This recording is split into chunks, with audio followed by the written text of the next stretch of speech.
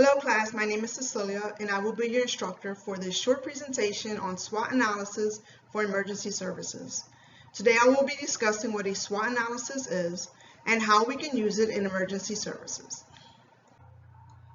A SWOT analysis is used across industries to measure the strengths, weaknesses, opportunities, and threats of a business or organization. Although it's mainly used to assess business ventures, it can also be used to measure almost anything that is influenced by external or internal factors.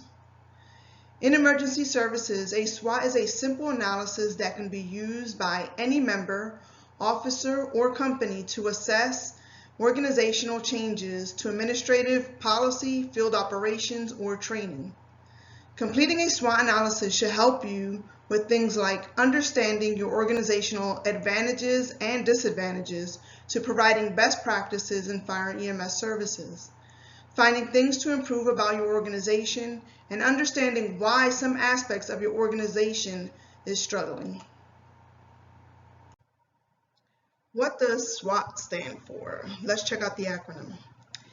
Strengths and weaknesses are internal factors, S&W, are internal factors that your organization or department has control over and can be changed. Strengths are internal organizational factors that can be acknowledged for internal support and recognition. In emergency services, you can identify strong and effective administrative tasks and field operations.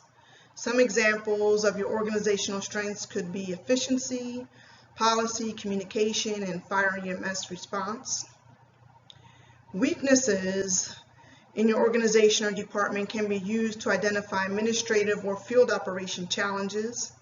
Some examples are organizational weaknesses can be productivity, safe and best practices, cultural communication, fire and EMS tactics. Opportunities and threats are mainly external factors that will need additional resources to change. Maybe collaborating with other agencies to help break down your organizational barriers or threats to positive outcomes. Opportunities can be used to collaborate or involve other agencies in improving organizational operations, policies, culture, and training. Threats can be used to identify the need for change and help to improve barriers created by internal or external agencies. Some examples of organizational threats can be cultural behaviors, lack of communication, no transparency, and lack of training or development. Watch this short clip of a field operation. Fire companies respond to a report of heavy smoke from a vacant property. Watching the video clip, consider what SWOT factors contribute to the overall goal of health and safety of the members responding.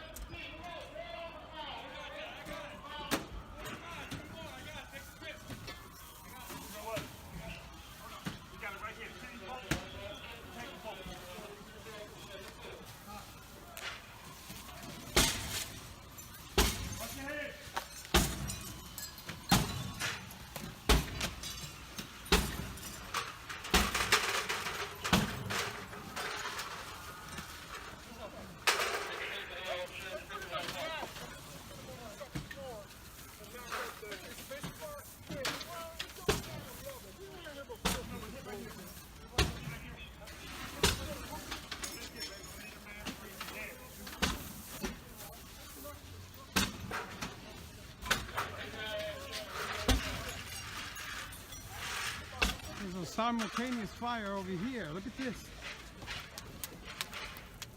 That must have fallen in from in there.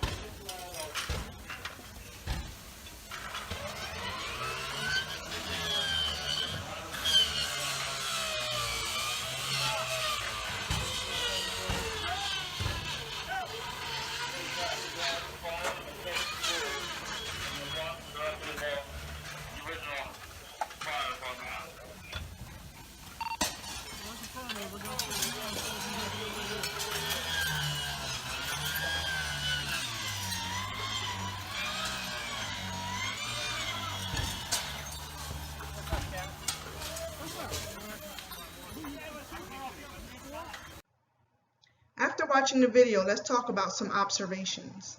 Let's start with some strengths from watching the video. I observed a good number of resources at the incident.